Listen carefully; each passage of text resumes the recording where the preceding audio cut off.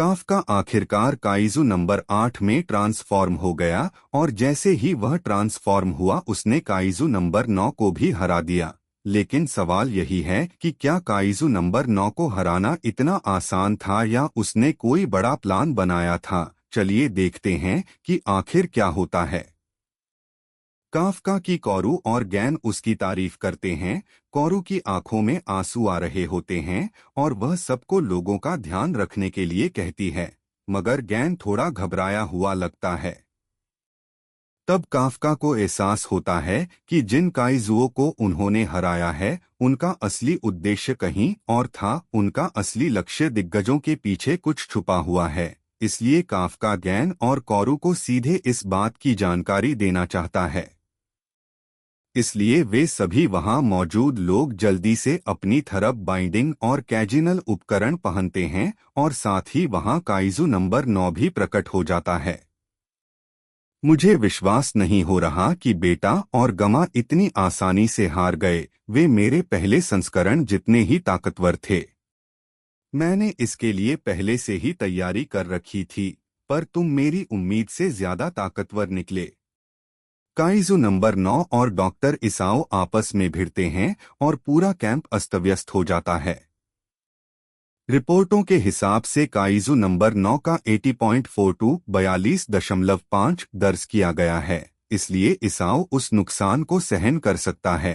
पर हम देखते हैं कि काइजू नंबर 9 डायरेक्टर इसाओ पर भारी पड़ता है और इस लड़ाई में डायरेक्टर इसाओ को चोट लगती है, खून बहता है और काइजू नंबर 9 फिर से हमला करने की कोशिश करता है।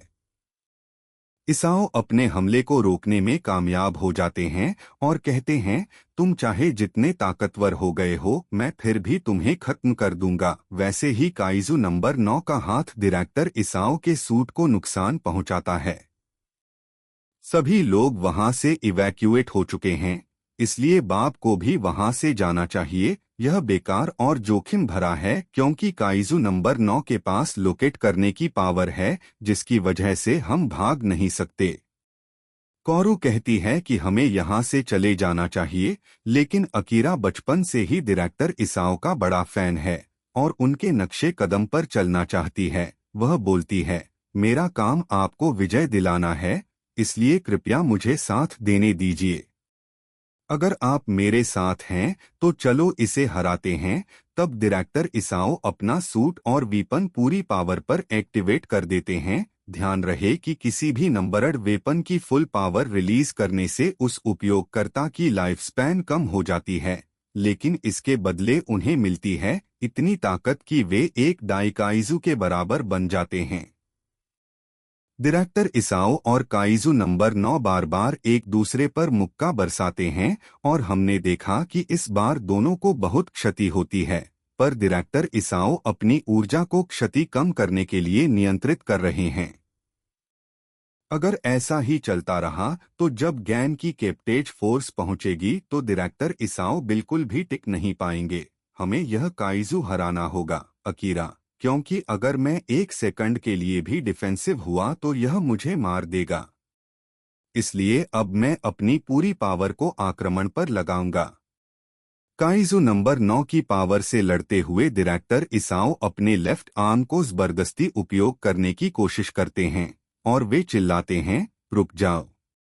अगर तुम ऐसा करोगे तो तुम कभी फिर से लड़ नहीं पाओगे। पर वे मानते हैं कि कोई पछतावा नहीं रहेगा, क्योंकि डिफेंस फोर्स की अगली पीढ़ी बहुत ही सक्षम है। इसलिए उस खतरे को टालने के लिए डायरेक्टर इसाओ को अपनी जान जोखिम में डालनी होगी, वैसा ही जैसा मेरी पूर्व पीढ़ी ने काइजू नंबर 6 के समय किया था। काइजू नंबर 9 फिर से डायरेक्टर इसाओ पर हमला कर देता है। यहीं पर हमें अतीत का एक सीन दिखाया जाता है, जहां कोरू के माता पिता डिफेंस फोर्स के नाम से बहुत खुश होते हैं और उसकी मां निर्णय लेती है कि अगर कोरू सचमुच इस कर्तव्य को गंभीरता से लेता है तो वह उसे ट्रेनिंग देगी ताकि वह आने वाले खतरे का सामना कर सके, और डायरेक्टर इसाओ से वादा लेते हैं कि वे उसे कोरू को बेहतर बनाएंगे।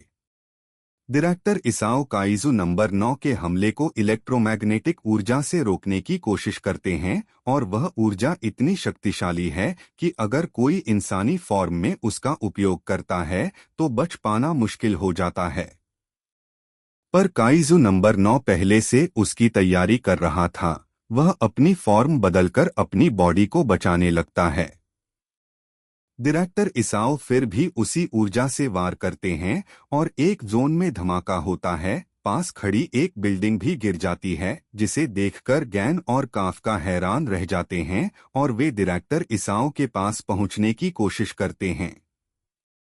काइजू नंबर 9 की हालत देखकर ऐसा प्रतीत होता है कि डायरेक्टर इसाओ जीत चुके हैं, पर काइजू नंबर 9 का कोर अभी भी सुरक्षित रहता है।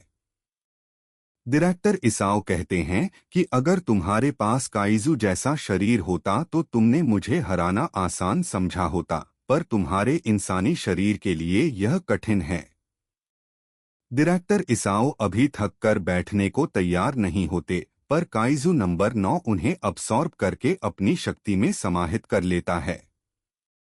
तब काफका और गैन भी वहां पहुंचते हैं और डायरेक्टर इसाओ के शरीर की हालत देखकर उनका हौसला टूट सा जाता है। तभी काफका को पता चलता है कि उसकी तबाही का असल कारण डायरेक्टर इसाओ नहीं बल्कि काइजू नंबर 9 है। जैसे ही काइजू नंबर 9 का फॉर्म बदलता है, कोरू को उसके पिता का चेहरा सा दिखता है और वह पूरी तरह से हिल जाती है। गैन काइजू नंबर 9 पर हमला करता है, पर उसके वार का काइजू पर कोई असर नहीं होता। गैन कहता है कि जब मैं वाल में फॉर्म कर लूंगा तो मैं उसके साथ नहीं लड़ूंगा। मेरा काम इस देश को और डिफेंस फोर्स को सुरक्षित रखना है। गैन फिर से काइजू नंबर 9 पर प्रहार करता है, पर फ्यूजन के बाद भी काइजू नंबर 9 को कुछ खास असर नहीं होता और वह उड़कर वहां से जाने लगता है, पर गैन उसे पकड़कर वापस नीचे खींच लाता है। गैन का हमला वाकई कमाल का था, पर मेरा डिफेंस भी मजबूत है, इसलिए तुम्हारा हमला उस पर असर नहीं कर रहा। तभी काफका का भी काइजू नंबर 9 पर हमला हुआ, जिसे काइजू नंबर 9 बड़ी आसानी से रोक लेता है। बाद में ऐसा लगता है कि मैं उस हमले को रोक नहीं पाया, पर इस बार मेरे पास कुछ बचाव नहीं बचा। यही वजह है कि यह एपिसोड यहीं पर खत्म होता है।